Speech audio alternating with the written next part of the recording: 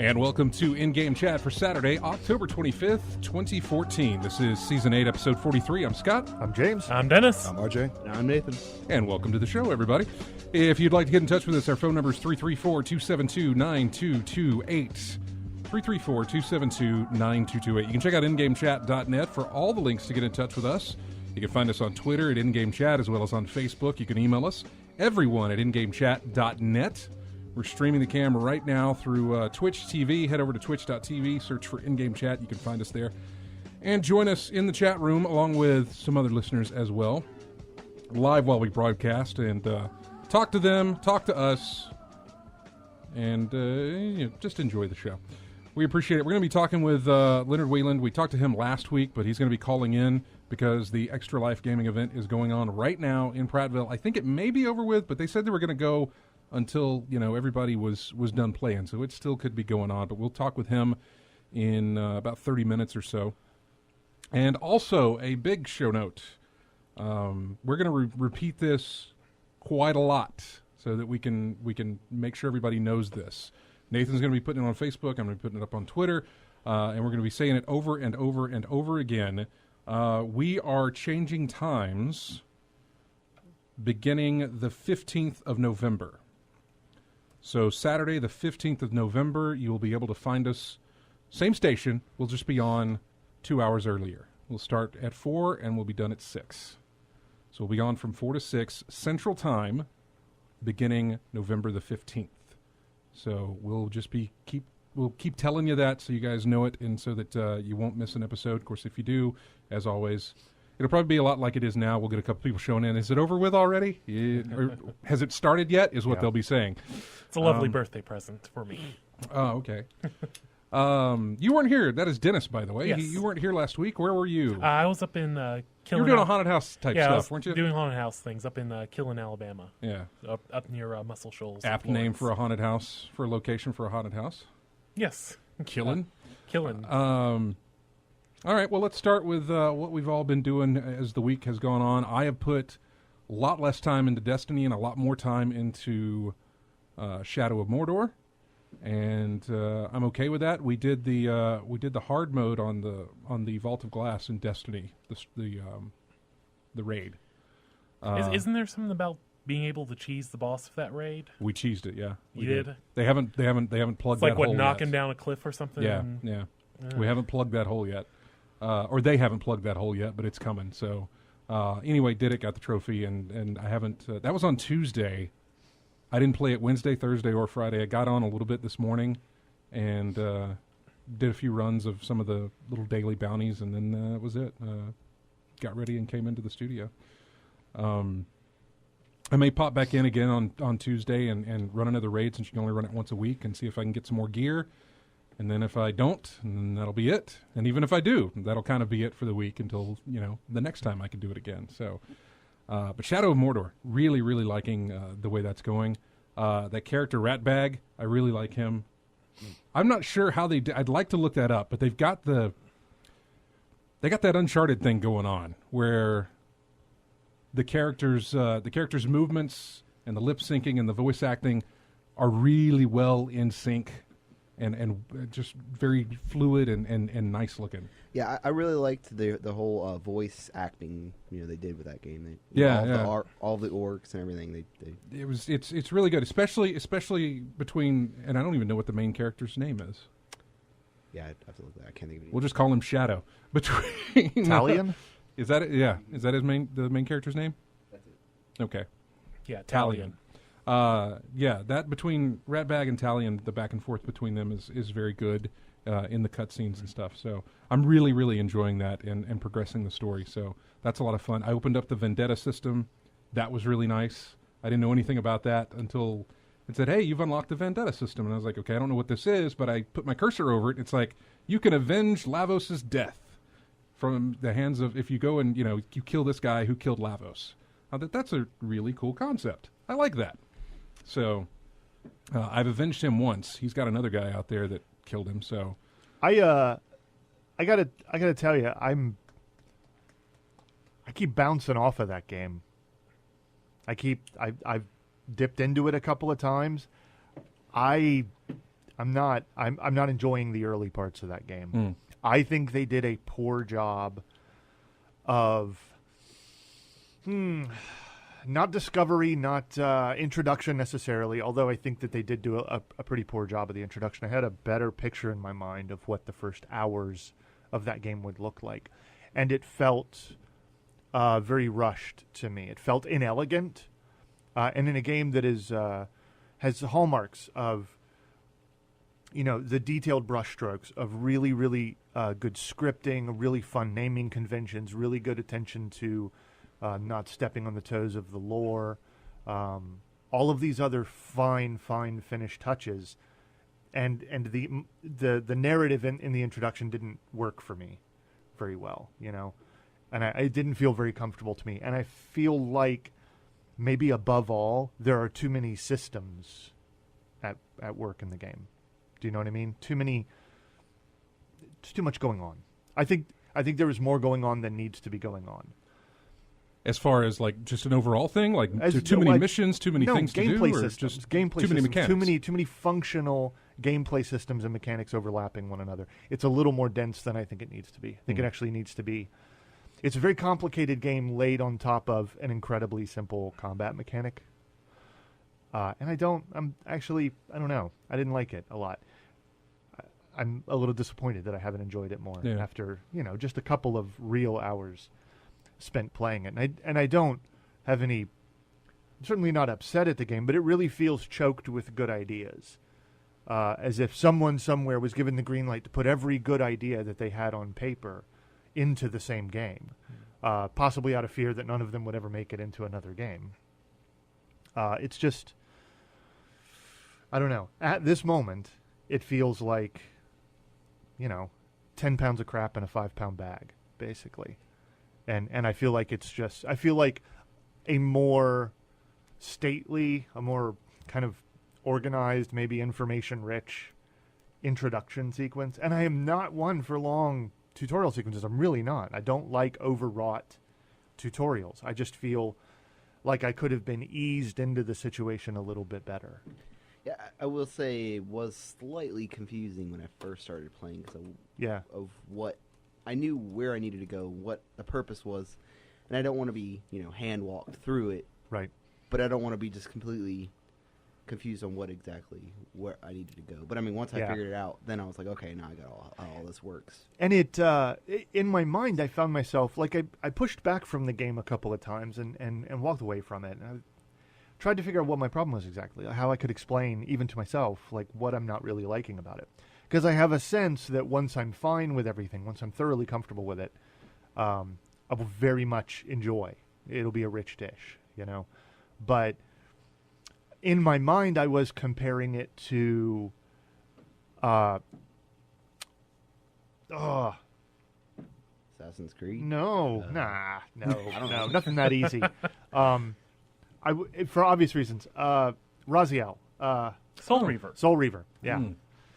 I was comparing it to Soul Reaver, which had, again, has a wraith world and a real world and a right. It's about a character in a flash, in an instant, having to come to terms with his own death and a completely alien situation. Yeah. And I somehow, granted, it's one of the greatest games ever made, so almost anything is going to fail by comparison, but I started thinking about how good a job they did placing you into Nosgoth, which had it a fairly deep lore by that point. Not Lord of the Rings lore, but it's well, not you Middle-earth. had everything from Blood Omen. Right, but which it. an enormous number of people would never have seen. Mm-hmm. So you have to establish that, yes, there is a lore-rich world, and there are rules, and there are characters who are going to be what they're going to be, and we don't have time to really talk about that. We have to get your wings ripped off. You're going to lose your jaw. You're going to wake up, going to be blue at the bottom of the something, and like this creepy elder god's going to be talking to you and running you around. And we got to get into the mix. You got to get going. It's got to happen. And somehow it felt much more self-aware. You know, I mean, I don't want to draw out the first 2 hours of this game and like absolutely complain about it as a total package. But I am just saying I was very much looking forward to it. I was really excited by both my own expectations and what I'd heard from other people. But the first couple hours, I'm just like, it's I hate this word, but it's a little clunky. The introduction was clunky, and I did not like it. On top of, again, a combat sequence where I can just almost mindlessly mash a button and win. Maybe that's what it is. Maybe it's those... I don't know. I've had some close calls on that. No, it's I'm not saying you can't get into trouble, man. No. I'm saying that there is no... The weight of the game system and are I'm not not matched attacking by... what you said. Just letting you know that... But I mean, you're moving to a comparison of some other situation that has nothing to do with the point I'm trying to make, which is that the basic combat mechanics of all the systems in the game are the one thing that don't seem to have an incredible amount of depth to them. Or weight to them, I guess. Maybe the weight. I was, at the beginning, I realized that it kind of walked you through, like, you have to do this, and it was really piling on we're only going to show you this once, so hope you remember it the next time it comes about. And right. I kept forgetting everything. I just knew stab and counter. And then I was like, okay, wait a second. How do I interrogate? They showed me that. I've forgotten how to do that. I kept having the issue of... And it's like, well, you got to grab them. I can't remember how to grab them. And so, and there is a tutorial like section that you can go to and read how to do stuff. Yeah. I can almost remember that that it does not cover the interrogation system. The interrogation system's covered under the grapple system, but if you didn't know you had to grapple them to begin with, you wouldn't be looking there. Yeah. I was just going through trying to find out. Eventually, obviously, playing it over and over and over again, I've figured out that aspect. But go ahead, I'm sorry. No, I kept forgetting how to kill them when they were on the ground. That was my issue. I did too at the beginning, Yeah. and again, but there's a thing called, the, not stealth kills, but whatever it is, finishing kills. Yeah. There's a section for that, and it's like, just hold right trigger, tap X. Mm-hmm. Hey, there you go. Great. My other complaint is camera gets in the way sometimes. Camera has some issues to... Camera is largely composed of issues. Yes. It is too close to the... I know that I can always get past it, but every time I play a third-person game, I can tell you immediately, like, I just want to grab the camera in my right hand, push Talion with my left hand, and just pull it back about another 20%. Remember, I said that the very first week. You did, week. and you're absolutely right. Too close at the beginning. And I know I can work through it. I felt the same way about Dead Space for pretty much the entire time. See, I like that being close because it's. I don't like it being close because I get it. You're proud of your dude, right? Like you're proud of the character, and you want me looking at the character all the time. In Dead Space, it's also that's where your meters are. Yeah, I mean, fine, man, that's fine. But the game is beyond that. The game is out there, and if I feel uncomfortable with the relationship between me, my character, the game world, all of that stuff, it's just. Like, I'm not blind, man. I can still see the giant glowing thing on Isaac's back if he were just a little bit further away from the camera. Well, I think in games like that, Dead Space or another one, Resident Evil, the closest adds to the suspense, from behind getting snuck up on or things coming out from the side or anything like that. I'm not saying that there are not reasons to do it. I'm not saying that it is a mindless, pointless... I'm not saying that the developer somewhere is trying to do something horrible to me or that he is incompetent. I am saying that all things taken as a whole, I have a much better time with more space between me and I have a limited amount of screen real estate. Mm-hmm. And there is a certain percentage, I feel like, probably a natural portion of the game screen that I think if your character's taken up like too much of that, like I don't know.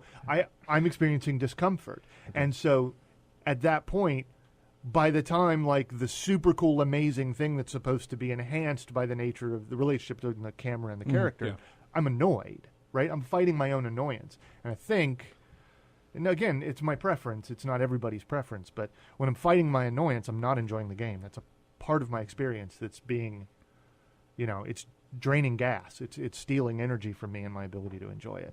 Again, if it was how games ought to be, there'd be options. Yeah. So I was about to mention have an option up close or zoom out a little bit or something like that. But some games surprisingly don't care. Most games, look, I can get it when they do it with. I can get it with what you're saying about the tension, Resident Evil being close and stuff like that. That's fine. But when this has nothing of that sort, I don't see why you can't have that option in the game. The other complaint that I'll have is or that I do have, is the unlocking system. The way that you can unlock stuff. It feels like the entire, what it looks like is that the entire story is going to be a giant tutorial, because a lot of your abilities do not unlock unless you do story missions. And at that point, that's when you unlock them and they tell you this is how you use this ability for further use. Well, one of the ones that I really want to use, the branding, is like way into the thing. It's like, well, I could really use that right now.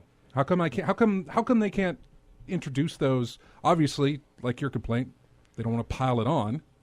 Maybe further, I guess. Right? Yeah, is that all at one time? But my other issue with that type of system is when you actually get it, and if it's towards the end of the game, you don't get to use it that much. That was my problem with Infamous. Yeah, exactly. Yeah, yep. It's like I had done everything, and when I went to the final boss, which would give me that final boss's power, I was done with the game. I had nothing to use it on. Yep.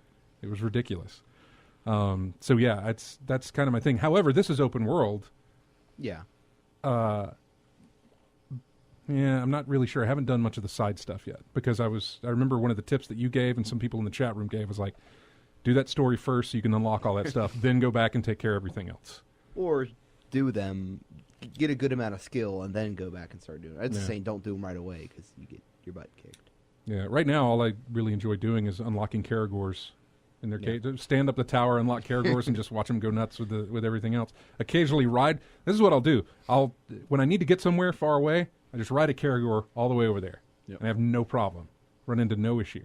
But so, yeah, that's me. I've been enjoying that. What have you been playing, Nathan?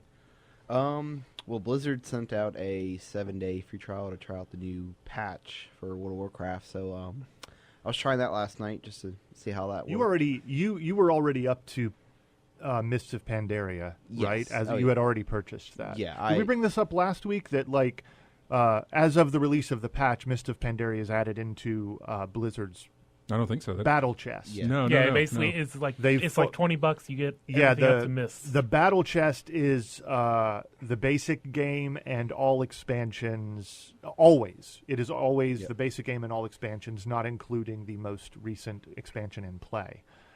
So currently, if anybody out there has interest and has not played it, which is probably a sum total of 0 people, or if you haven't played it in forever and you're looking for something, I don't know, you can get the basic game all the way up through and including Mists of Pandaria for $20 and a month of WoW, and that comes with a month of playtime as well, which is it's nice. It's a nice shortcut through the exorbitant cost of buying all the expansions. The battle chest, you mean? The battle chest is, yes. But yeah, so I've been trying that, messing with the new settings, and actually, it's the first time I've played it on my new computer, so I could see, hitting 100 FPS, and WoW is always pretty nice. Yeah. Even when you're in, the main city. I play on Mal'Ganis, so that server's, when you're in the main city, you're talking about 100 people in the main city just sitting there. Well, for what it's worth anymore, there are really not going to be any... there aren't going to be any more cities that aren't absolutely chock full because of the realm overlaps, the zone sharing system, and the connected realms for the smaller realms, stuff like that. But in a server like Mal'Ganis, you'll see less of that because it's actually people. Right, but the sum total. For example, I have a character that's on an absolutely corpse cold dead server, and that's been really hard for a long time. But once they did the realm connections and everything, and a lot of the active cross realm zones, I can go into Stormwind on that character and have the same experience I used to have on Storm Rage, which was for Alliance what Mal'Ganis is for Horde. But it's very nice. It's absolutely a wonderful change because they've essentially they've built themselves for the most part right out of server transfer costs. There's just no why bother, right? There's essentially nothing you can't do with people on any other server anywhere. Which that cost is too high, anyways. But anyways, that's a whole nother topic. So I had played that, and then been playing Warcraft. Just never played through those, so that I've been enjoying that. If I have a few minutes at work, I can pop on it, And other than that, I've been playing a little bit of Battlefield 4 as well with their new patch. It's a lot smoother now. If you haven't tried it since then, but other than that, that's about it. Dennis, I haven't actually. Oh, no, I was going to ask, what was the patch? Battlefield Cops and Robbers? When is that? Hardline. Yeah. When is that now? Is that like they bumped that to February, didn't they? Is it February? Yeah. I wish they'd bump it to Nevermind. I mean, seriously, I wish they would dismantle it, bump it to Nevermind, and go to like a 2-year support system. Did they get in some trouble with Payday? Did they get the Payday guys? Yeah, there was something with that. I never looked into that. I do know what you're talking about. Yeah. I mean, in all honesty, right, when we're looking at Battlefield 4, we're looking at the very real chance that trying to push a game like this every single year is going to result in a launch every single year, like what we saw with Battlefield 4. And having a longer support cycle would probably give people more of a reason to really believe in your game. Yeah. When you go the first 6 months in a game like Battlefield 4 and it's still a hot mess, you just walk away. Because I know that by the time you fix it, by the time you've completed your expansion release cycle, you're already going to be trying to pivot to the next game. And here we go again. Not only have you divided the population based on people who have patience for your crap and people who don't, you divide it further every time you release an expansion pack. Then you divide it even further amongst the people who are willing to go to your next game and those who are not. It's nothing but, I mean... The thing is, with Battlefield and that whole situation, it's nothing new.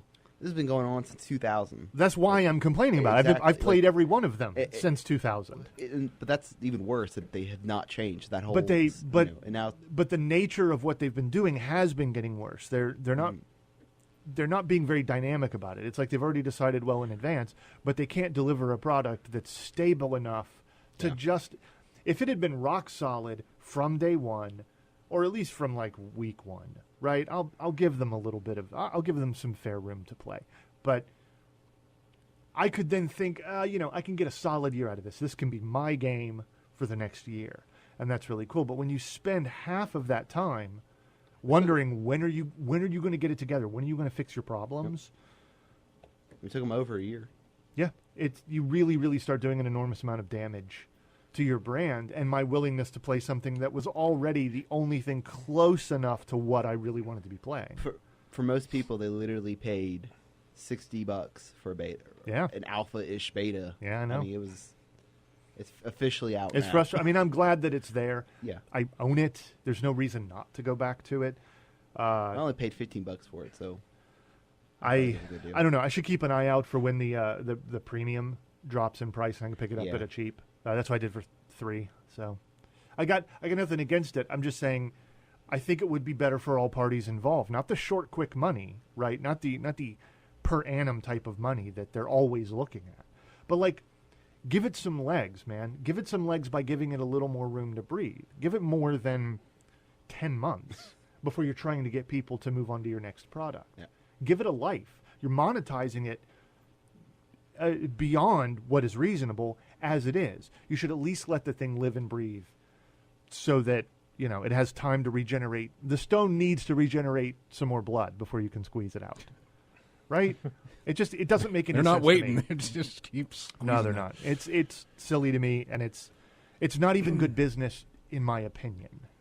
It's short money. It's not long money. But this industry isn't designed around understanding something that has legs anyway. I believe we talked about that when they announced it. Not Hardline, but when they, Well, because we were probably stuck in the same sort of cycle with 3. Right. Exactly. Dennis, what have you been doing? I've still been playing the wait until Binding of Isaac Rebirth comes out.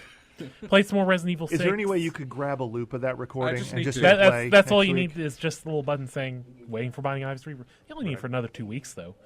But been playing some Resident Evil 6 again.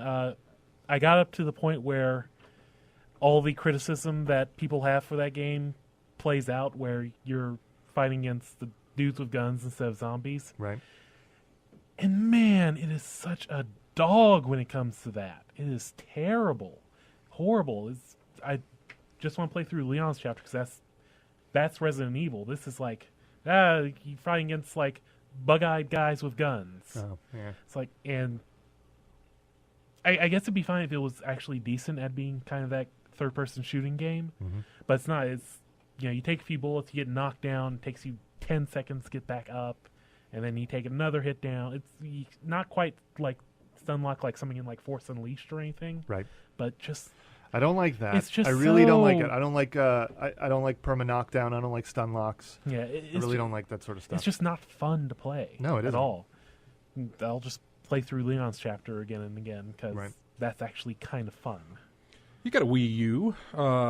Yes. Any interest in Bayonetta?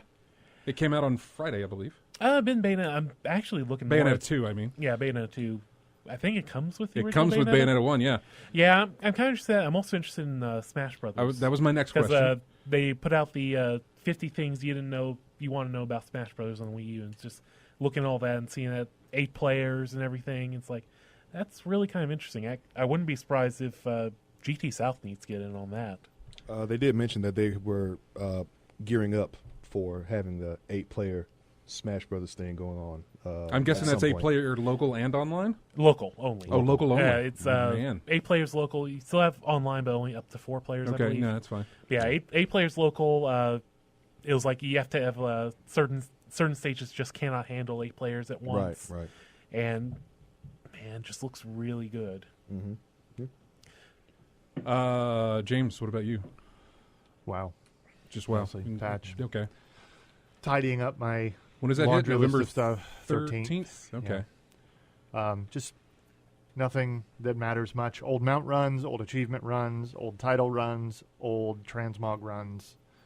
Playing around my characters, trying to get accustomed to the changes that have been made on all of them because I have at least one of every class. Yeah. So. Are they doing any kind of like story build up to Warlords in there? No, not really. Okay. They had a quest, something that explained nothing and stole 10 minutes of your time, and just it did nothing. It did absolutely nothing.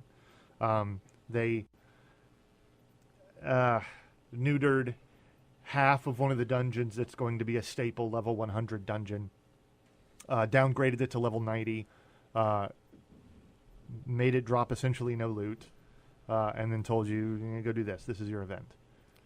Right? Yeah. A 5-part quest where we destroy some stuff that you always liked, and then go run a dungeon that's basically not representative at all of what it will be. So it's pointless. Mostly the game right now is complaining about how you hate your character's new animations. That doesn't sound like a fun game at all. It's all right. Like I said, transmog runs. Going back and getting gear that looks cool, so that you can have the gear that works well look cool. Yeah, because we like a die system or something like that. You can have your gear look like any other piece of gear that you own. Yeah, so people run. That is interesting because we were talking about this earlier this week, where the appearance is actually something that has value in that game now. It's not just a stat based thing. Right, and it was something that they avoided for a really long time. Armor dies or customization of your armor or outfit or anything like that were something the game stayed very far away from. But the transmogrification system is fun. I think it takes a little bit of the weight off of the artistic team to not have to worry so very much about creating iconic pieces of gear. Because as a paladin, I'm always going to be running around either in a full set of tier 2, tier 4, or tier 6. So everything I have is always going to be transmogged into one of those more classic sets because they were great. What about RJ? Anything for you? Well, I haven't done too much gaming this week. I was more looking at the World Series going on. But what I did play was a little bit of Phantasy Star Online 2. Played a little bit of that. Also played a little bit of Streets of Rage remake, that fan-made game they put out on the PC. That was one they didn't Sega shut that one down? Sega tried to shut it down after after they made so much progress and made the final version, and by that time, it was too late. Everybody had it, and then when they did make the announcement that we want to shut it down, that made more interest in it. And a lot of people brought it out then. Yeah, didn't the developers actually kind of have clearance to be like, oh, go ahead? Yeah, I think they did get permission. Then it wasn't until later they were like, no. No, because they tried to put their game on other like Android and other apps and things like that, and try to get it out there, try to make as much money as possible. So why do that when you have this well-made, I might add, fan game of Streets of Rage? And outside of that, I've been playing a little bit of Virtua Fighter 5. I think I may have angered some folks on Xbox this week. You were just that good at it? Well, not really. I mean, there's an aspect of Virtua Fighter where you're on the stage that it's a ring. Yeah. And you can be it's called a ring out. If you push someone out of the ring, that's an instant loss for the character character falls out the ring. It's a loss for them. So there were times when I was down on health. I mean, there was no way I was going to win this match unless I made a miracle comeback or I tossed someone out the ring. So I was arranging things to happen to where people would be tossed out the ring, and eventually got to the point where one person, the last match I had with him or her, threw him out the ring, and I tried to, initiate another match with him. I just kept getting turned down over and over and over again. And that happens in fighting games online or in tournaments and whatnot. You may get someone a little upset with you, and they just don't want to talk to you, don't want to see you for a while, but after a day or so they'll get over and come back. That's the source of the hate mail all the hate mail I've ever gotten in Virtua Fighter. It always comes after a ring out. Someone gets some particularly if you're like on the last sliver of life. Yeah, they're like they got the match won, they got the round of the bag, they think everything's going well for them, and all of a sudden they get slung behind and thrown out the ring. And then I get the hate mail message, which means you're doing something right in the fighting game community. Well, before we go to break here, because he's been on hold for about 5 minutes now, I'm going to put him on the line. We've got Leonard Wieland. Are you still at Quality Comics in Prattville? Oh, hey, I didn't even know I was live. Oh, you're live now, buddy. Yeah. Sweet. No. We broke down everything about 30 minutes ago and all that stuff. We finished up. We had a lot of gamers come out. We had a lot of kids come support Children's of Alabama and Children's Miracle Network. So yeah, we did pretty good for ourselves today. And I want to thank you guys on in-game chat because the last time I was on your guys' show, I think I told you it was had about 78 people in our state signed up for Extra Life, and then they sent out the stats again about a week. Changed that a couple of days ago. And we ended up with 300 gamers in our state alone being a part of this, along with the millions of other gamers across the country right now.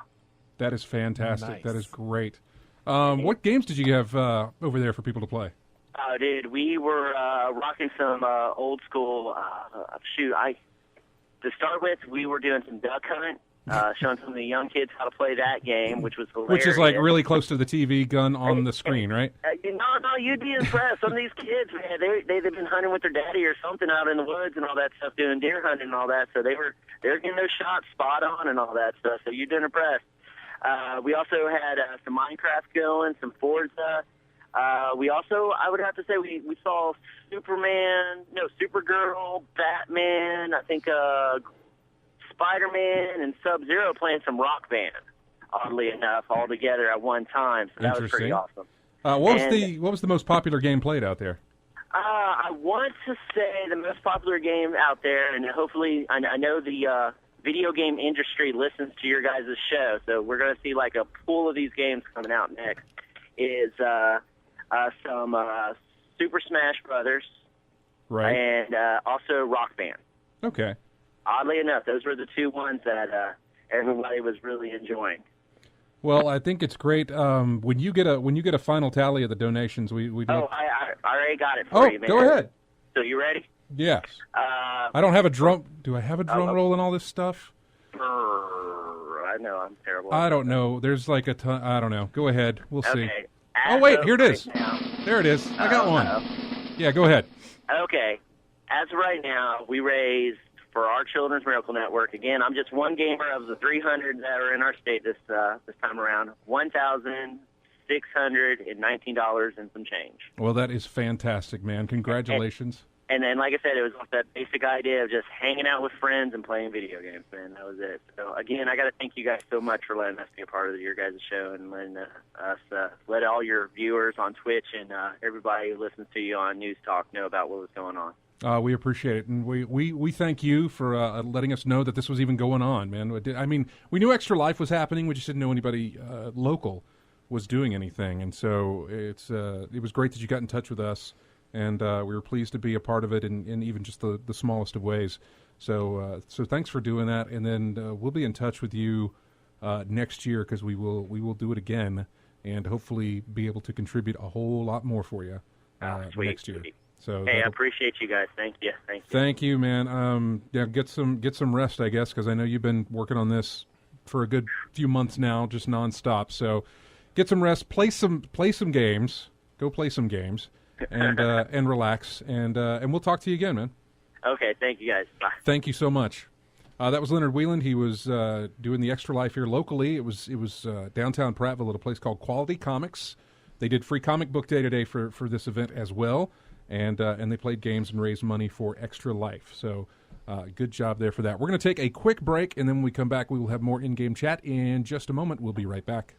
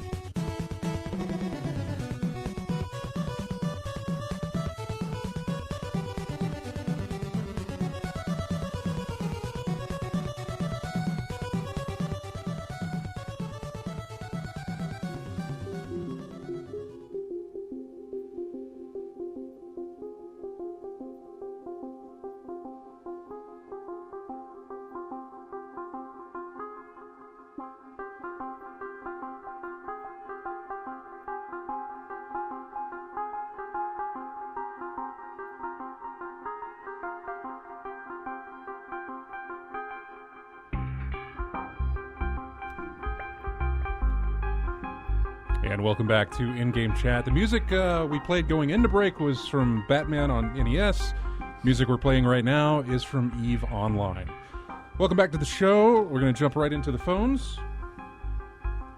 And we've got Zufu on the line right now. Hey, Zufu, what's up? Hi, guys. How's it going? Good, thanks. I just wanted to see if you guys had talked about the whole Hatred game. I missed a few episodes, so I'm not sure we talked about it before in the past. We did not. When was that? Was that trailer this week or was that last week? That was last week, I think. I think it was last week. Oh, right. Yeah, that. It was something I saw, and I was like, I'm not going anywhere near this thing. Yep. I have no idea what to say about this game. Yeah, and it even got worse as more Did details. it really? I completely. What is it? I did a 360 and walked away from it. Like the developer of that, they did some digging and found that he had liked a page on Facebook that was the. Oh, what was it? Do you remember? Oh, I have no idea. This is all on you.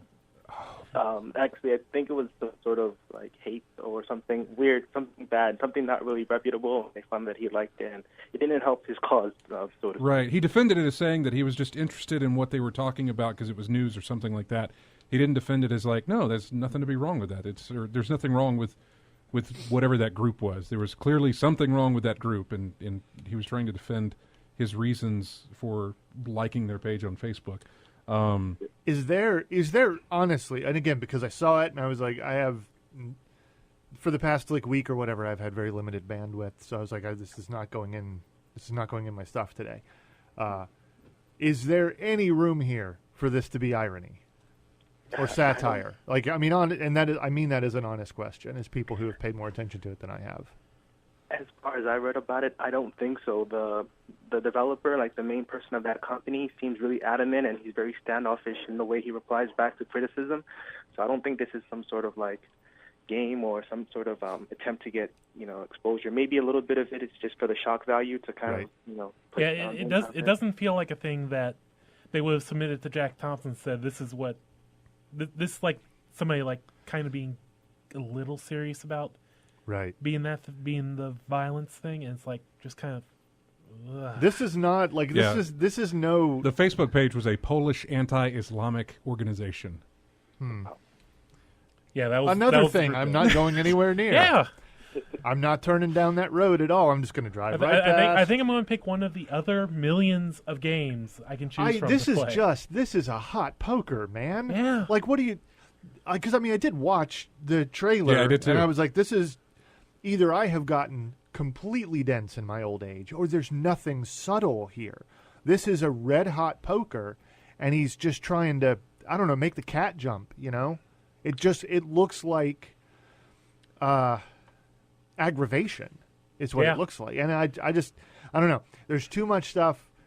I'm not saying it's not worth discussing like what this means, because it's going to slot right in between bad thing A and bad thing F, like where we are in the spectrum of stuff right now. It's got a place, should anybody choose to really, really talk about it.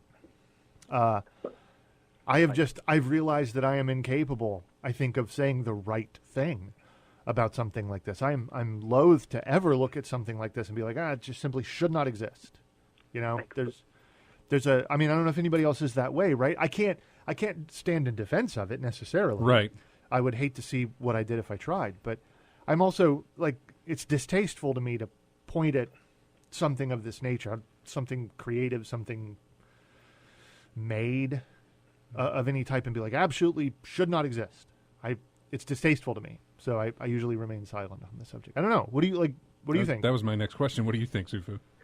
For me, I think it was one of the rare moments where like my jaw actually hanged open during the trailer. I'm like, wait, where's the storyline? Like, what's the point? Yeah, where's the punchline? Yeah. Yeah, it's like, this is the game. And when I realized that, I'm like, the incoming hatred that's going to come in, and also because I realized there's actually a group of people who will defend games no matter what, and I've seen them post on the topic talking about how he has every right to make this game, and I look forward to trying it out. And I think it creates this real dichotomy of like, either you're really for this game or you're not. There's no way to be kind of lukewarm about it. Right, and it's funny because dichotomies they're just not things, man. The idea that things have two sides, that they have two extremes, and that's exactly how they should be represented, is one of the worst things we have to deal with. They're not, most things have like 8 sides or 7 or 3 or something, but it's rare that it's like you're either totally pro this or totally anti this. And it's like, I don't know. I'm not those two things. Where am I? And it's very strange. Like I said, I don't know that I could defend it. I might could get creative enough to do it. I like W. Matthew. It has a right to exist, but I don't like it. Yeah. That's about where I'm at. It's like, sure, put out a game, but man, I never ever want to touch it. I'm assuming, of course, that there's no advocacy, right? That you couldn't look at it and legitimately think that this is incitement or advocacy. In which case, I would believe you could make a legal challenge against its existence. Yeah. But I don't know. I haven't looked that closely at it. I was delivered no punchline whatsoever. It didn't even pretend to historical legitimacy like the one where you shoot Kennedy. Right. That silly game from 6 years ago or something, where you're in the school book depository. And yeah, I was like, no, okay. You at least came up with a tidy little explanation for why you did this. And it's a throwaway project anyway. This looks like, this is something that I would back very slowly away from and not take my eye off of it. It's very, and for that reason, of course, it's obviously very interesting. But I had totally forgotten about it until you mentioned it. Yeah. And I know with the time of what's going on now, especially what's going on in the recent media with these shootings and things, it's so inappropriate to actually have something like that out now, and I'm sure Fox News will jump on this and say, you see, this is what games are teaching, and in this case we'll have a legitimate point. There's no real point to this game except just to harm innocent people, which is unexcusable. So right, we're giving, No, go ahead. I'm sorry. I shouldn't.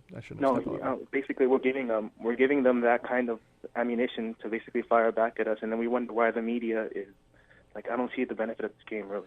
Yeah, it's Now, not to get on the side of that game as well, but you talk about Fox News jumping on this, or any news organization jumping on this.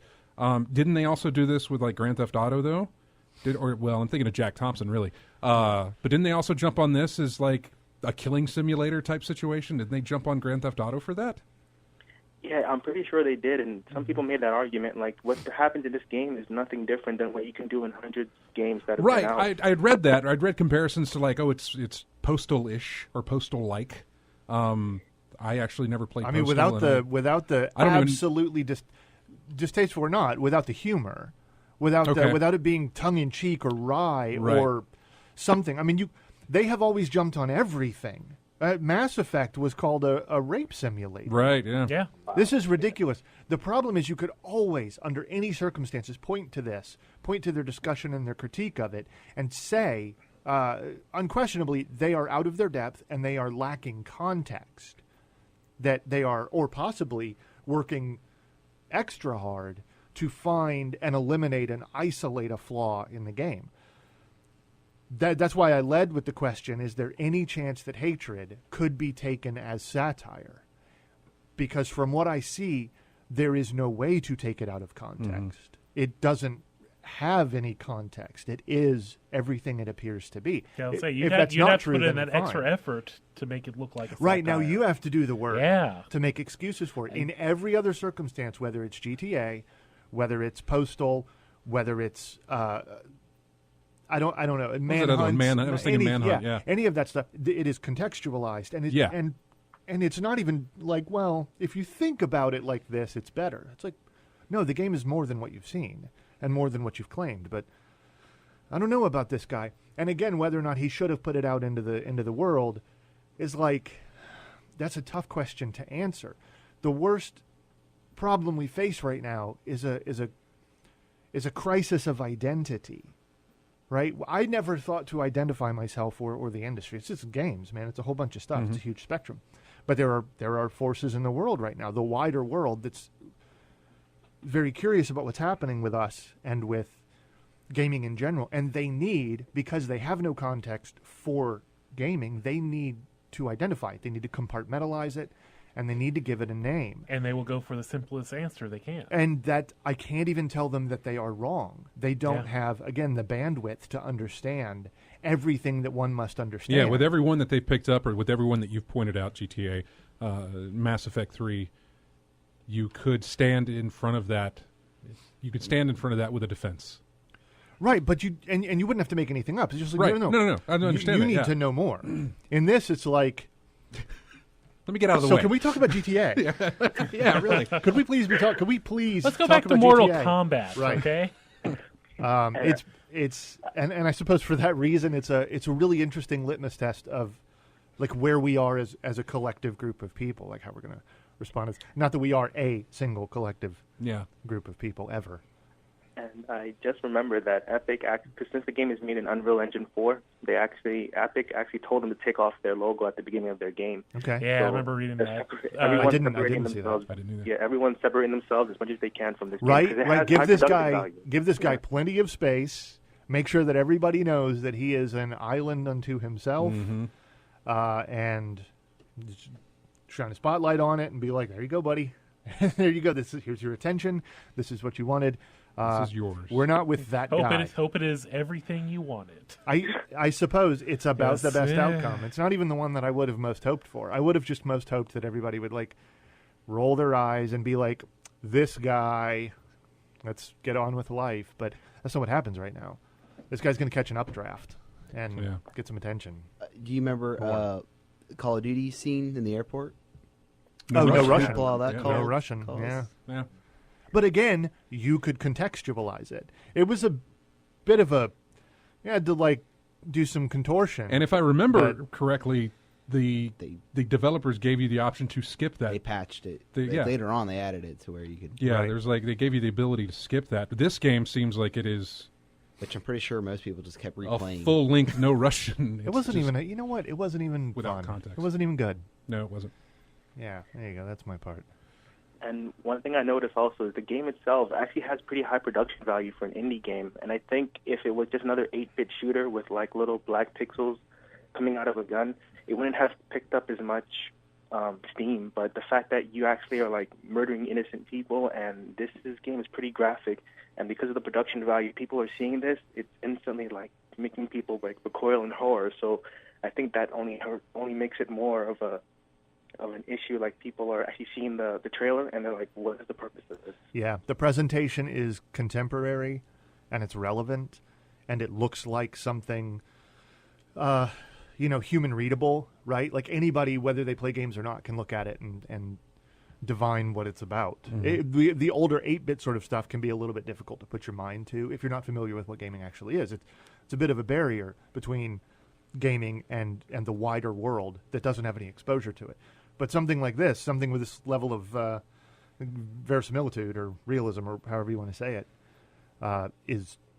goes like right to the shock, right to the nerve of other people. And it's just, if nothing else was going on right now, if nothing else were happening, it would just be another day. But it's like now, you're doing this now. Thanks a lot. Really appreciate it. What do you got next? W. Matthew brings up movies had this stuff like this before. Does anybody remember the film Saw? The only thing I can put into any kind of perspective on that is that in movies you watch something and in games you do something. You have agency in a game. Yeah. It requires your input. Yeah.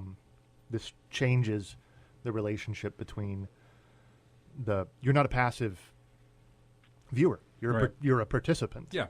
And I think that's the boundary that makes people uncomfortable. But what I think about the whole thing is what James said maybe last week's episode about how, back then the social thing was the arcade. I think maybe it was Scott that brought it up. Like, that was the whole aspect of it. I think games have permeated through the culture so much. I'm not sure if you guys saw like the whole PewDiePie video where he was like actually out somewhere and like, huge crowds of kids yelling and screaming after him. Like he's a celebrity, like a bona fide celebrity. So games have kind of permeated through the mainstream, and now you have everyone has an opinion, and like there's the whole Gamergate thing. So there's good in the fact that games are more popular, but also everyone's part of it now. So you kind of have to take everything, the good with the bad, I guess. It's true. Yeah, it's true. The best thing we can be is good ambassadors, good stewards, good representatives of the thing we like. That's the best we can hope for, and to prove that not all elements, not all people are of the same element in gaming, I suppose. All right, that's all I have. Thanks. No, thank you. Thanks for calling, Zufu. We appreciate it. And if you'd like to get in touch with us, our number is 334-272-9228. Want to thank everybody in the chat room right now. AC Wraith, Arioka, Build 195, Lavos, Finger Death Punch, Multile, Nabokov Fan, glad to see you back in there. STM Fuller, Tactus 59, Tameric, TYTDL, Uncle Elias, W. Matthew, Wolf 2554, and Zufu hanging out in the chat room. We really appreciate it. We have got to take a break. When we come back, we'll have more of In-Game Chat in just a moment. Here is music from Fez.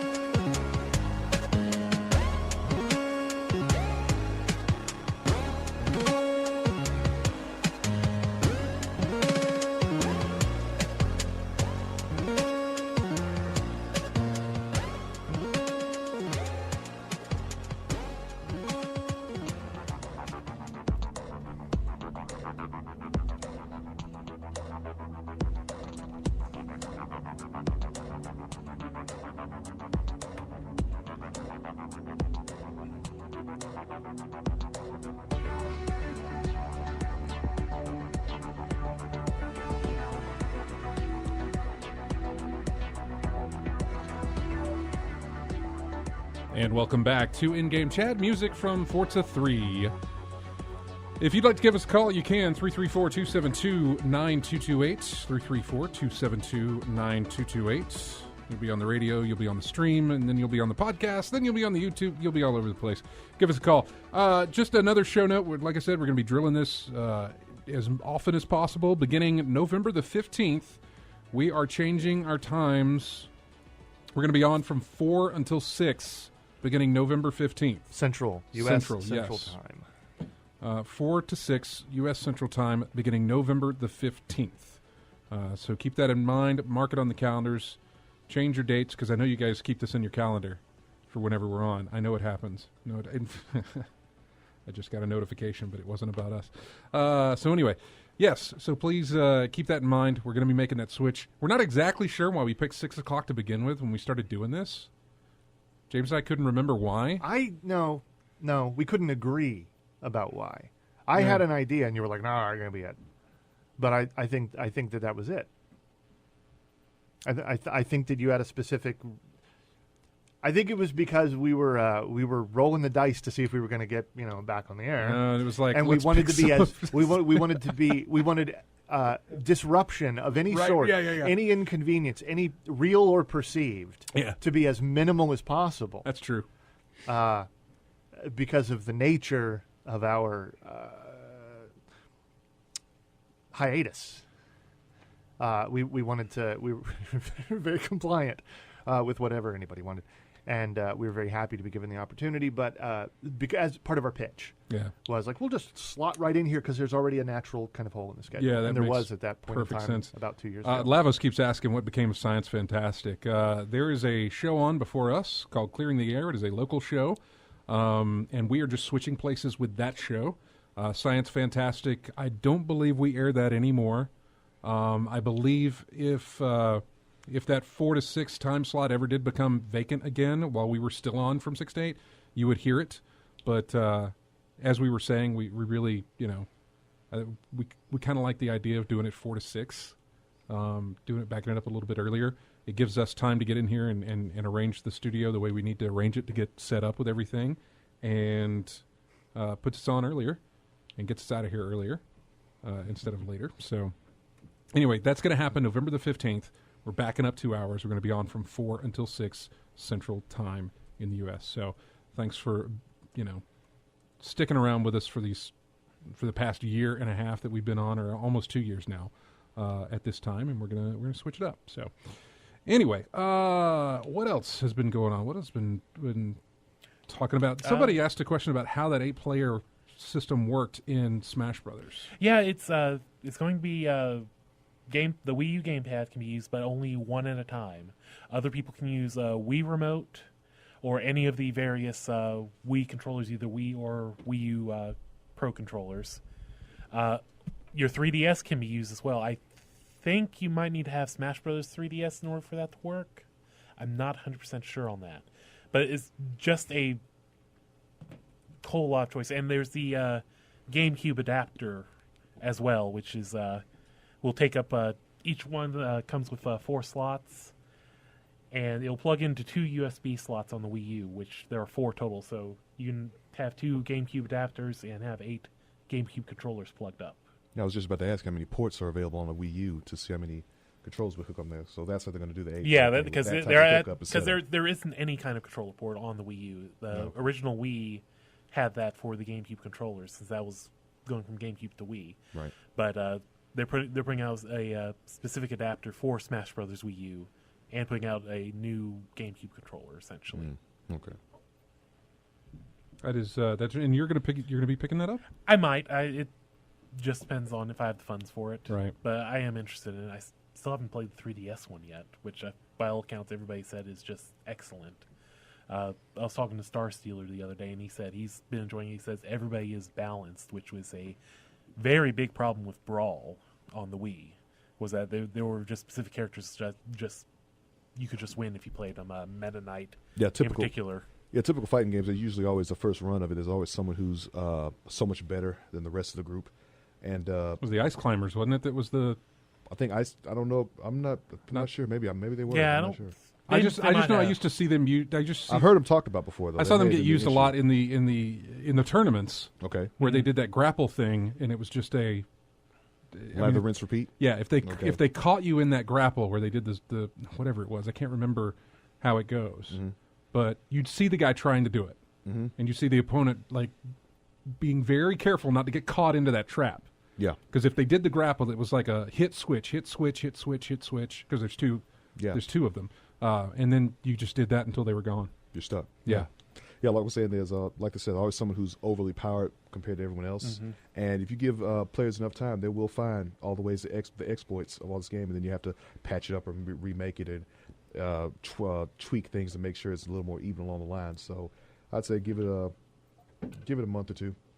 Someone's going to find something to exploit. Oh yeah. They're always going to work out what tier everybody is, but from what Starseal was saying, is they're all pretty well balanced against each other. Actually, question for you: have you seen the Five Nights at Freddy's 2 trailer? Yeah, I did see that. It's more animatronics, no doors. Yeah, no doors. There's no. What protection. does that mean? No doors. Okay, all right. Other than no doors, I mean. Well, that's what it says. No doors. There's no little button to hit to knock the security doors down to keep someone from coming in. Oh, okay. Apparently, you don't have that anymore. I think you have, from what the trailers I looked at, you have a vent on the left-hand side, a vent on the right-hand side, and you have this huge hallway opening right in front of you. And there's nothing to hit a button that says close doors. Like the only protection you have in 2 is putting on an empty Freddy Fazbear headgear on top of your head and try to fake like you're an animatronic, just not activated. That's the only protection you've got. Yeah, because one thing they mentioned this in the first game. I played a little bit of the other day. Is that one of the explanations for their behavior is that they see you as like a animatronic outside of a suit. Problem is they're filled with bits of wire and metal, and so like you can get stuffed in there, but the only thing you'll ever see is like the light of day is your eyes and teeth. If you listen to the phone message on the first night, he'll explain to you what will happen to you if you get caught by him, and it just gets progressively worse and worse as the days go by. Night 4 especially sticks in my memory because of what happens in the end. I'm not going to spoil it, but if you ever get the chance to play Five Nights at Freddy's, wait to get to Night 4. If you can get to Night 4, that's real. That message will really get to you. Yeah, because I've only gone through Night 1 so far. Yeah, Night 4 is when it gets... totally asking you what that message is the next break we have, so remind me. But, I'm not going to play... I'm not going to worry about being spoiled by that game. Okay. Yeah, like I said, it's all those open ways, then very little protection, more animatronics to look at, more cameras to look at, too. I think there was like 8 to 10 cameras to look at. And it looked like you could actually switch on lights in the rooms you're looking at. Yeah, there's lights in each room. Probably going to consume more power if you do it that way, though, if that's the case. But more cameras to look at. I think there's like 12 to 14 cameras, going off of memory here from what I looked at in the trailer. But 12 to 14 cameras, more things to look at, more things to try to manage to get through the nights. And it's not going to be easy. Looking from what I looked at, it is not going to be easy at all. Yeah, the new animatronics, man, they look worse than the old ones. Yeah, we don't mean worse as looks bad. Like very creepy. They look very creepy. Because they're more like plasticine almost. Well, yeah, I think there's one. Bonnie, the character Bonnie, was the purple rabbit. For some reason, the face is gone. The upper portion of the face, from like the lower jaw up, is gone. It looks like it's a mixture of like the old and the new and these new ones, because in the trailer you see some like Bonnie is like almost 10 feet tall, and standing there with like half his face ripped off. And half her face is gone, and all you see is the raw metal and the animatronic eyes looking at you. And there's nothing cute about this version of Bonnie now. But yeah, I'm looking forward to it. I'm gonna see. Well, first I got to get through the first one first, then see if I can work up the nerve and get to play the second one as well. But it should be second quarter 2015, I think, something like that. Somewhere around that time, yeah. So I got plenty of time to get through one first. Speaking of trailers, and it really wasn't a trailer; it was just I don't really know what to call whatever that was. Did anybody see that thing from Kingdom Come? I know you posted it on our Facebook page, I believe. Yeah, I did. It was like Wednesday, I think, or Thursday. Yeah, that's a That's a pretty looking thing. That's a pretty looking walk through a village, wasn't it? It was. I was quite impressed. It's they're using the Crysis engine, I believe. I'll look real quick. Yeah, the Cry engine, I believe is what they're using to make the game.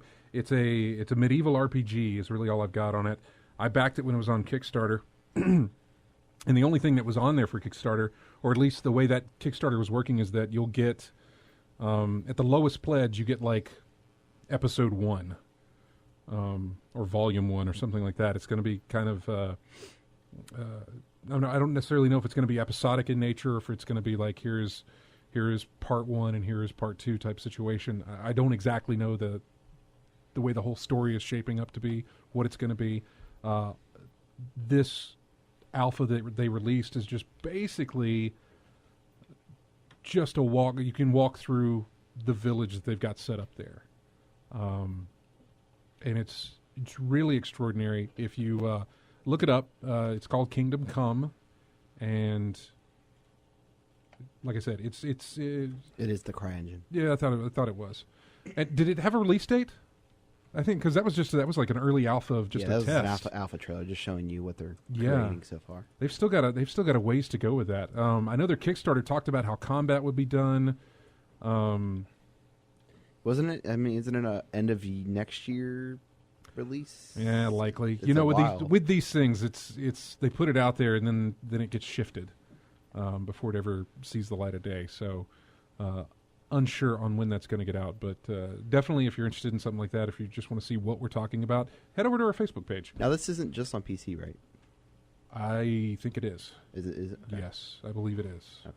I believe it is just PC. Just because the Link trailer I found was on the PS4 Reddit, and I didn't know why, because I thought it was...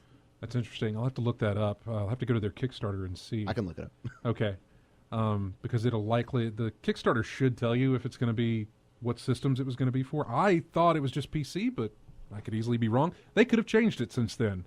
I'm not exactly sure. So, other than that, where you learned that Halo's collector's whatever is going to get a day 1 20 gig patch in order to negate a second disc. And Bungie says it's because we just want to ship one disc. 343. Yeah, I'm sorry, 343. Jeez, that's fine. No, it's fine. I'm living in the past, aren't I? Not really. No. So is Bungie. Kingdom Come is coming on next gen. Okay, it's on their Kickstarter. Yeah. All right. I wasn't sure. Yeah, I think Halo's going to work out to 65 gigs altogether. Yeah. It's just is that the biggest patch ever? Now, officially. See, that's I don't even know how to think. I don't even know how to think about things as patches or updates or content completion anymore. To me, it's all just one big like gloopy thing, right? Mm-hmm. Like some of the goop comes on the disc and the rest of the goop comes through the pipes. I guess I don't really know. I am fortunate enough not to have to worry about that kind of thing. I don't worry about storage space. I don't worry about transfer speeds. I don't worry about data caps. I don't worry about any of that sort of stuff. It doesn't impact me at all. But it is concerning, both as a trend, right, in the future, to where it could impact me or other people that are currently okay with it, I guess. But also on behalf of those people who it really does affect, there's a lot of people who just can't do that. Like they just can't do that. It is prohibitive. It's an enormous amount of data for people that are on data caps, and even people who don't have caps but are in a place where their bandwidth is really extremely limited. Mm-hmm. It's prohibitive in terms of time. So yep, and there's no option here. It's either the 20 gig patch or nothing. There's no. Like you said, yeah, this is going to be a mandatory thing in order to play the game. Like how? Wow. I mean, not this. Ship another disc, man. Ship another disc. Just do it. I don't want to hear your crap. Just do it. It's the most basic piece of customer service I can think of. Just ship another disc. Go ahead. Yeah. Don't talk about it. Don't give excuses. Don't try to explain it away. Don't rationalize it. Don't even give me a good answer about it. Just ship another disc. The cost, whatever it is, cannot be that great. I don't know if somebody can dig up and then quote me and deliver what a wholesale cost of a single Blu-ray disc is liable to be for someone in that position. It's immaterial. They should just do it. That's all there is to it. There is no... They should not be running from it. They should not be trying to explain it. They should have seen it coming very, very far away, and they should have accommodated what really is a significant number of people who can't or don't want to download that much data just to be able to play a game. Yeah. No, I agree with you. There's plenty of people who have that issue with, and I'm so glad that we are not there yet. Where? Personally, data caps. Right. It's because we're in such a tragically small market. Yeah. That the people who normally lay data caps on their customer base, they just don't care. They haven't noticed us. We're in a small southeastern U.S. market. We're not. I mean, I believe there are soft caps in the contracts of even our. Mm-hmm. I don't think that outside of even fiber, and this may be the case for a fiber provider as well, there is still soft language in the customer service agreement. So like throttling, I guess, something like that. Yeah, and they don't have to do it, but they reserve the right. And I know that exists for us. But even then, I have other options. Mm-hmm. So do you. I could bring my console here or to my place of employment, and both of our employers use decent fiber connectivity. But it's just not. You can't make an honest argument for that, right? You can't. There just isn't a very good argument. I shouldn't say honest, but you can't make a very good one. You know, you can't, or if you do, you can't come out like sounding like a really good guy about it. Just ship another disc. What? You're Microsoft. Last time everyone checked, you had a little bit of money, right? Well, what you don't have enough of is goodwill. Right. You can. It's so weird. You can actually buy goodwill. It amazes me that people can't figure this out. You can buy it with all the money you have by doing simple things like pressing some discs. Well, I mean, they were able to ship what turned out to be a completely optional accessory with every Xbox One. Right. So, how much was that compared to an extra Blu-ray? Right.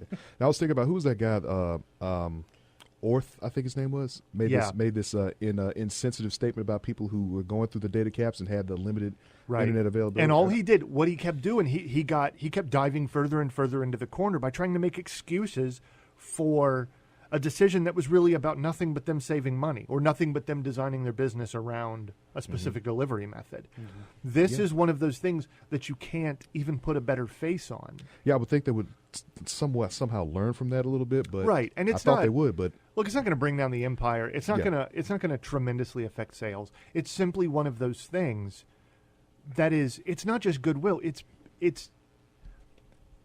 It is a mark of how you behave towards your people, your customers, and they are your people, man. It seems so ridiculous, and this is coming from a guy who doesn't I don't do plastic discs, man. It's not a thing I do. I'm an almost entirely digital person, and I've argued in favor of it for various reasons. But I've been wrong on many of those counts. Mm-hmm. You honestly can't argue against the fact that whether a patch is required or not, whether the game will be installed completely to your console's hard drive or not, and that is the truth, that it will be completely installed regardless of whether you download it digitally or have a disc. It is a data delivery method that is sound, durable. It doesn't count against limits imposed by your service provider. It's good and necessary for a significant number of the population. Should there be massive policy changes and coupled with incredible infrastructure advancements in the near future, right? Everybody gets fiber. Monopolies and duopolies provided by the corporate ownership, particularly in America. Well, I guess expressly in America. I know that other places in the world suffered different problems, but if you could essentially erase all the problems that they use as an excuse for applying data caps or for not rolling out decent internet connectivity to rural and outlying areas, or for providing legitimate, actual competition in that market. Maybe in that point in time, I can argue more reasonably for stuff like that. Whatever. It doesn't matter. Go all digital. Get rid of discs. But at the time, I have to be honest, it seems fine until it isn't fine for you. And then you recognize that this actually can be a hard limit. Or as near to one as makes no difference. Yeah. So anyway, that's my that's my apoplexy for this half hour. That's good, because this half hour is over with. We're about to go in our next half hour, and when we come back, we'll have the last segment here of In-Game Chat. We'll be back in just a moment. If you'd like to be on the show, give us a call, 334-272-9228. We'll be back in just a moment. Here's music from Freelancer.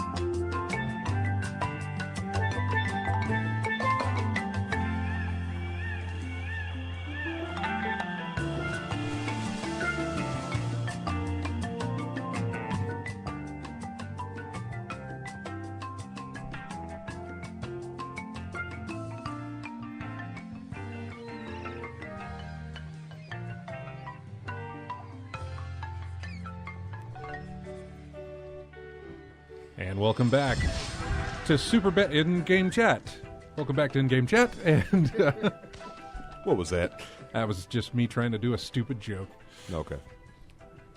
Yeah. Anyway, welcome back to the show. That is music from Monkey Island. And we got a phone call right now. Let's go right to it.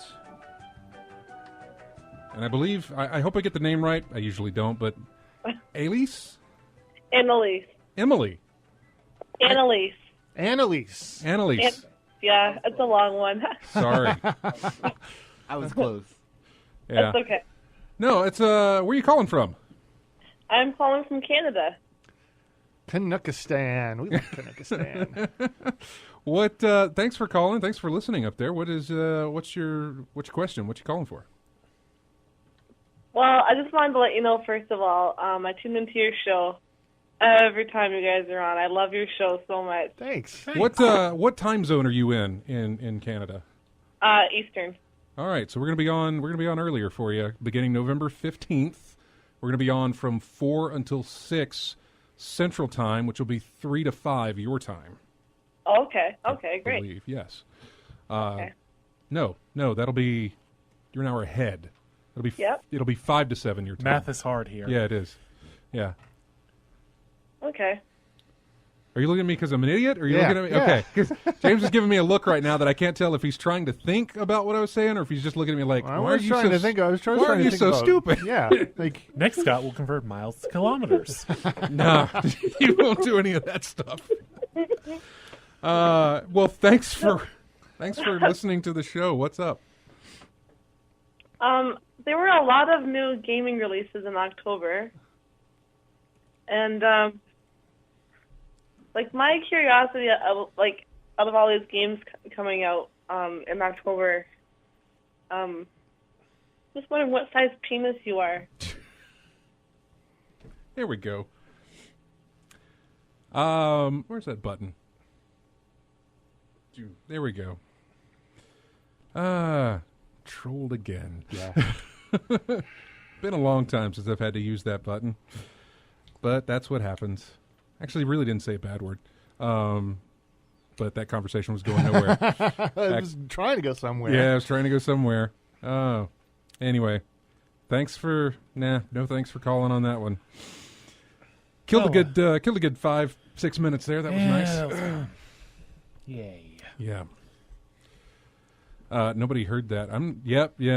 That got through. I think that got through on the stream. That did not get through. It gets through on the stream. It doesn't get through on the live. If it went over the airwaves, we'd have been shut down right now. No, it did not get over the airwaves. Actually, no. She didn't actually. We could say that over and over again. There's no problem there, but it was just the sense that phone call was after that. It's like, no, you've got nothing to contribute. 20 gigs would have been my answer. You gotta go for the terabytes. Where do we go from here? What's coming out next week? Sunset Overdrive is coming out next week. Another one of Microsoft's big. Here's. Let's try again. I don't get it. I don't understand. I don't get it. I am completely immune to the apparent magic of that game. No, I have no. It looks like fun. It's just not. That's what I'm saying. One. It doesn't look like fun. Really? Yes, it doesn't look like fun. No. Whichever one works for you. Yes, no, you know what I mean. It doesn't look like fun to me. It looks like spectacle. It looks like a bunch of flashy nonsense. It looks like somebody's idea of what they want you to think fun is. But it looks like a lot of salesmanship to me. It looks like it's something designed to make you feel cool for having it. Like all about style and pretty much. Yeah, and I'm not saying that there isn't any substance there. Let me reiterate. I'm just arguing that I haven't seen it. Maybe there is. Maybe there isn't. I'm not making a declaratory statement. All I'm saying is that what they're selling, what they're putting together, it's not your thing. I don't think so. I haven't seen a thing that's my thing in it yet. Okay. So I don't know. Does anybody care?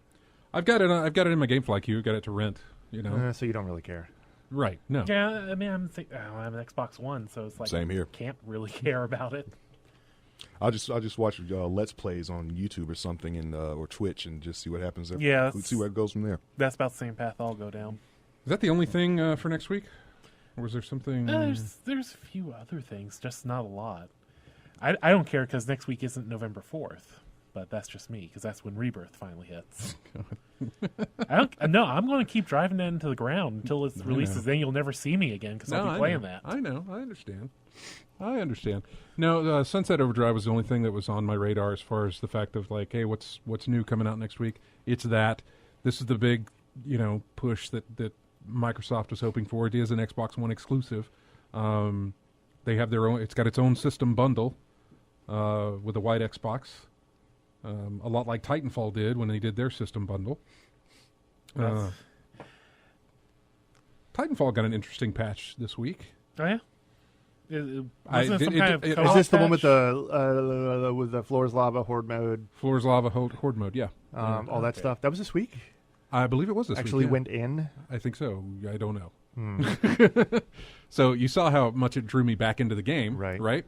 It was interesting, though, that it was adding a Horde mode. That seems like that would be fun if you had a system that people were still playing Titanfall on or wanted to go back to it on. If that's the case in PC, I'm not seeing it. I did fire up Origin because I thought the patch was there, and I tried to reload, and it didn't. It was like, nah, you're up to date on this game. Everything's fine. I looked at my friends list, and there was nobody on playing anything. So, yeah. Did you find out anything else that was coming out this week, Dennis? Nothing terribly notable. Yeah. Just a few other games, some licensed titles. But no, nothing worth getting excited over. Yeah. Sunset Overdrive's pretty much it. Do you still have Shadow of Mordor? Yeah. Okay. Yeah. I start up the PlayStation often, and then I start the game, and it sits there at the screen where it's like just his face, and then it go play like Tron or something. Yeah, that's pretty much it. That I'll have something to say about that next week, I guess, if I get into it. I'm apparently supposed to be getting into the Evolve Alpha on Xbox One. Yeah. Oh, on the one. Okay. Yeah. That'd be Well, interesting. the 2K sent over the guys at COG sent over a thing for like, here, you and 4 other people from your staff can get in on the Xbox One version of the beta. And so I went ahead and I was like, okay, my chances, I have a chance of getting in on I did it for PC, I did it for PS4, and I did it for Xbox One. But with this being like a guarantee to get in, I was like, well, good, I'll get in there so I'll get some time to play it and try it out. But that's coming up on the 28th, I think. Yeah. The Evolve Big Alpha, I believe is Not what it's sure. called. And so I'll put some time into that and see how that's going. I enjoyed the 2 times I played it at E3 and then at PAX, but I believe that game, it'll be fun for a few rounds and then you'll be done with it. Just doesn't, it's that whole cat and mouse thing. It's like, okay, I'm done. I played as the monster and I did my part, and then I played as the hunters and I did my part. And I can see how this works. This whole mechanic works. Because I'm not going to play with people I don't know. Yeah, it's not the sort of thing you're going to compete in at all, you think? What do you mean? Like, competition, playing against leaderboard stuff. I don't know. I'm sure they have leaderboards. I'm not exactly sure how they have leaderboards, but it's not one that interests me for the leaderboards. Okay. I'm interested to watch them attempt to balance that game. Yeah. To keep it balanced, because there's more than just one monster. There's 4 or 5, I believe. Oh, okay. One can fly. One. I've only known of one's 2 bigger. right now. There's eventually, I think it'll be like 4 or 5, something like that. But that'll be interesting to see how that works. And that's a February release. Was supposed to be an October release. Yeah. They got pushed. One of many. Got pushed back. Did you ever try out Drive Club? No. Was that it? Did that finally get released on PS Plus? Don't know. I need to look. Yeah. They're having a ton of issues with that. They were. And I don't think it ever made it out. Yeah, I don't know. So, did any of you guys see the new game? Who played Papers, Please? Oh, I did. Oh, Yeah. I did too. Oh, Lucas Pope's new game. Yeah. Did you see that? Yeah, I did. I'm not touching the premium yeah, stuff. me I don't want to either. go anywhere near it. Me either. I mean, it looks fine. It's great, but he's being very honest about this is just some ideas, kind of thrown together in rough game form. It's very alpha in its accessibility. So, oh, Callie Sense says Civilization Beyond Earth came out this week. Came out Friday. I picked that game up. Green Man Gaming had it for like $37. It's not bad. Yeah, I grabbed it, and I think they still have it for $37. What was the normal price? $50. Yeah, I've heard a lot of people say it's good because it's very much like Civ 5, and it's bad because it's very much like Civ 5. Civ 5. Yeah. That's been the general The vibe I've been edge. getting over the internet. Yeah, I haven't put any time into it, but I've never played a single one of them. So how much like Civ 5 is Alpha Centauri? Is the question I have, because that'll determine whether I'm even interested in Beyond Earth. I don't. The things I've read is that if you go in if you go in looking for Alpha Centauri, you're going to be disappointed. And I'll just play Alpha Yeah, Centauri. right. Exactly. Alpha Centauri still, Oh, it's so good. it's still what it is. You know, it's something that hasn't been. I could just sit there and listen to the data links entries all day whenever Yeah. you get new tech. Just the fun characterization of that and everything. But that was just one person's opinion that I read of it. I don't know. Yeah. And I'd never played Alpha Centauri, so I can't. I'd be willing to give Beyond Earth a fair shake. I wouldn't be like, oh, what? You're not. Where are my mind worms or anything like that? I'd be like, no, I would take it as its own thing. I need to set you up on Steam Share, Steam Family Yeah. Share. I don't even know if you can. Well, who knows? We tried it with Shadow, and it doesn't show up on James's list. Oh, you never got that fixed? No, it still doesn't show up. Wow. It's supposed to, though. We did get direct confirmation that Steam Family Sharing should work with Shadow of Mordor. So yeah, I would like you to wanna- point out though that there is more than one type. There is more than one element to the family sharing, right? There is account sharing, which is being able to share a list of installed games on the same computer, but just with different people logging in, different people using their Steam logins. Then there is being able to share it. There was the authorization of someone else's computer being able to do it. And I found examples of people for whom it worked, but they were playing on the same PC with different accounts. And then there were people for whom it did not work. They were playing on different PCs on their own accounts. So I feel like that's somehow the catch. Yeah. But yeah. Turn my mic off. But yes, I should put you on there so that you can jump into that and try it out. Yeah, I need to play through Civ 5. I think I have it from one of the various Steam sales. Play through it? Yeah, I haven't touched Civ 5 at all. Oh, okay. I'm pretty sure I have it from one of the various Steam sales. Okay. But I didn't. I wasn't sure how you meant. Yeah. Play through it. Yeah, just like play through a couple of. No, I understand. No, I understand when you cleared that up. It was just one of those things where it's like, oh, I haven't finished that game. Because the last one I played was like 3, I think. Oh wow. Yeah, I've been out of Civilization for a while. Been off on Alpha Centauri whenever I want to play a Civilization. I picked game. that up on Good Old Games. Oh yeah, I got that through there as well. Had a hell of a time trying to get it to run. Really? Yeah. Which one? Alpha Centauri. Oh, from Good Old Games. It does have some problems actually with certain. Well, I don't know what your problem would be. I can't run it on certain revisions of AMD GPU drivers. Yeah. It just doesn't work on certain. I was able to get it fixed, but it had this stretched. Like I tried to start it, and all I would get was audio, no screen.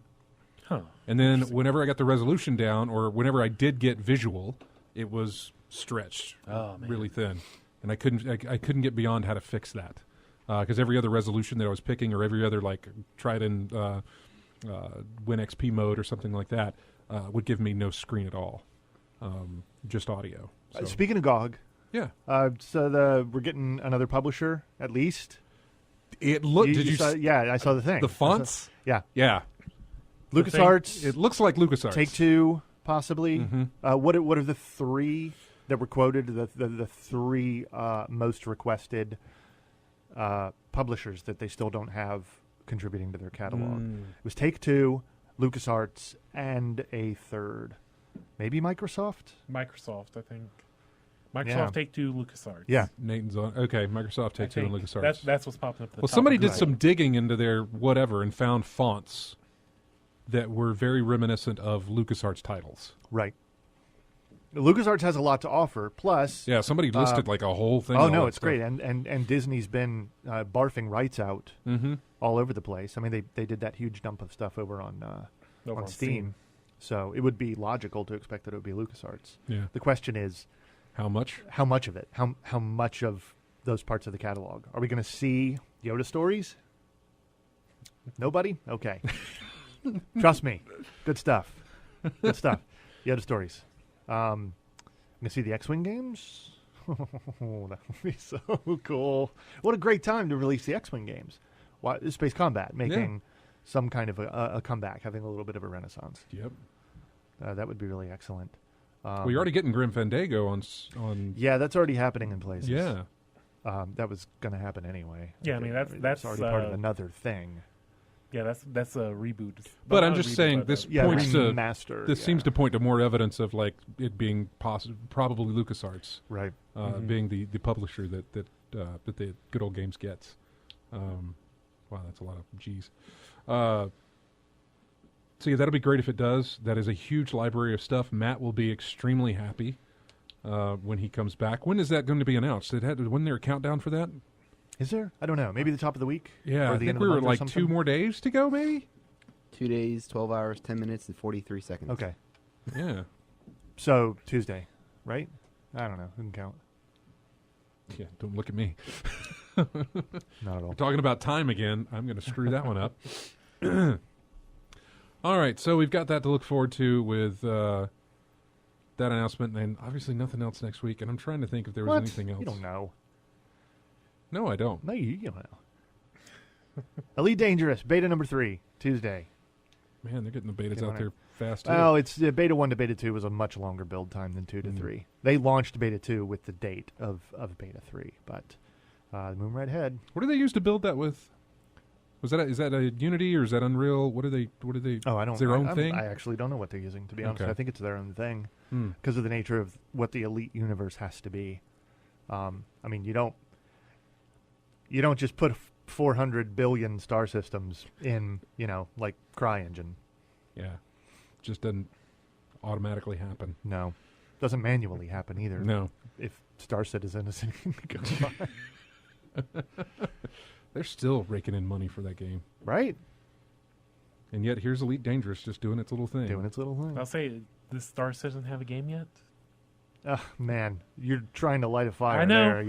You're trying to start a war. Because I don't really have anything good to say about it. I'm sure it's fine that it's doing what it's doing, but somebody's just going to point you in the direction of all of these cute modules that both exist and mostly don't exist, and tell you that it's super fantastic. It's going to be amazing. Gonna be amazing. Chris Roberts is awesome. Is there anything you're looking forward to for next week, Dennis? Man, not really. I'm 2 weeks out, man. I'm still, I know you've got I'm still your Hidden eye on Reapers. that. I need that to come out because I could really use some new Binding of Isaac and see what all surprises they have in store for us. RJ, anything for you? No, nothing new releases. I need to get back into 2 games. I need to get back into is Dark Souls 2 and Ultra Street Fighter because I haven't played that in a while. And I have to finish that DLC that I purchased for Dark Souls 2. I got to finish that. What is that thing? Okay, I'm looking at our news thing here. Dark Souls 1 moving from games for Windows Live to Steam. Yeah, they're migrating over to that because games for Windows Live is going away, or has gone away. I'm not sure. I've already got it on Steam though, don't I? You have it on Steam, but the connectivity is through games for Is Windows it? Live. Okay, I did not know that. And this is going to be migrating that over to Steam, like Dark Souls 2 is. Okay. And there will be a period of time where you can transfer your save files, so they'll still work fine once everything gets transferred over. Mm-hmm. I wasn't sure about that. What someone did for Dark Souls 1? Yes, this is Someone for tried- Dark Souls 1. Yeah, someone tried to make a. I think someone's trying to make a first-person view of that. Yeah, I saw something about first. I thought it was for Dark Souls 2. Actually, it was a first-person mod. I think Dark Souls. Okay, wrong, but yeah, but Dark Souls. They're trying to make a first-person view for that game. Try to make it harder than normal. Because it's not difficult enough. Right. That tempts RJ, I imagine. It is Dark Souls 2, by the way. Okay. Nathan, anything for you next week? Just gonna be still playing the Warcraft. Just mess around with WoW.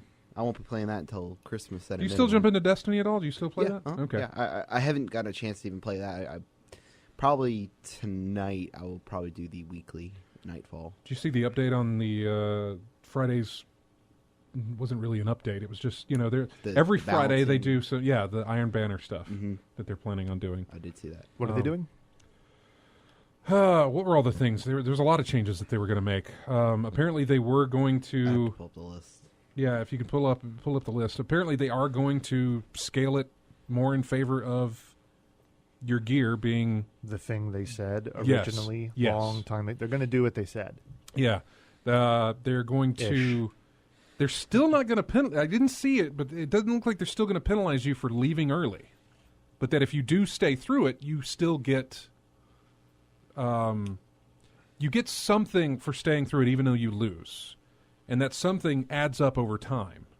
So the more times you lose, the better it kind of gets. In general, I prefer things like that over punitive. Yeah. I prefer positive reinforcement over negative reinforcement in general, assuming it's potent enough. Yeah, kinda, even if you're on the losing side and it's clear, there's still a reason to keep there's a reason to stick around, and it depends, on what exactly it is, whether it's some kind of cumulative individual buff or whether it's another reward system or another currency or something. This says, when you lose, you earn a medallion, and then each time you lose, the medallion gains more reputation, and then once you actually win, you get whatever that medallion's worth.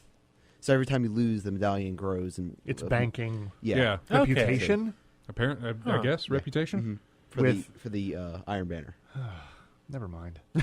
Oh, so that's not a good thing at all. Then. I don't know. And it gives you a higher. I don't know. I'm like and it gives you a higher chance once you win to get better gear.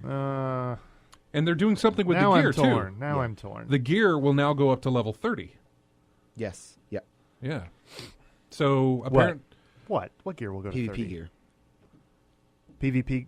There is no. Gear. The gear you purchase from the vendor. From the vendor for Iron Banner but stuff. you can get that at the end of a match. That could pop up. So it could pop up at the end of a match, but it will only be rewarded in PvP and it can during the Iron Banner events. Well, that's still not quite right, but better, I guess. They might have it fixed by about the time everybody stops playing it. Right? Just like Titanfall. Right. Maybe. I don't know. I mean, I'm saying, man, this is why you have to be a little more on the ball with this sort of stuff. You need to be more proactive and a little bit less reactive, because every time something like this happens, for every perceived problem a game has, more people are going to leave. And you can try to entice them back, but getting somebody back once they've walked out of your environment is really hard. So you really just now you're shepherding the game for a much more limited audience. You'll enjoy this one. Doubt it. I know, that's why I said it. You'll be able to reforge your weapon with a small number of motes of lights for every 12 hours to boost reputation gains, and it'll become more potent.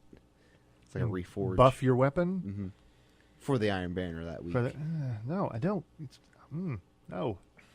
So I don't care what the banner's made of. I don't want to do it. PvP is not my jam in that game. I don't like it. And apparently level you have to gross. be level 20 or above to get into the Iron Banner now. Okay. But probably to disguise the fact that they really aren't right working at the way they said they were. But it gets better. If your fire Doubt team, no, it's better in what I'm saying. The fire team leader has to be 20 or above. Right. So you can group. If your fire team leader is 20 or above, he can have I don't even care. He can have like 4 other people who are. It's not good enough to make me want to 10s. play. It's not bad enough to be funny. It's just I don't care. There's too much other stuff. I don't care. That's fine. I'm not really into the PvP on that anyway. Yeah. So that is going to do it. We are done. Thanks everybody for joining us. Thanks everybody for listening on the stream and on the radio as well. We appreciate it. Also, everybody who gets us each week from iTunes or wherever you get our show for later use, we really appreciate it. Head over to InGameChat.net. You can join us on Twitter, Facebook, our forums at colonyofgamers.com.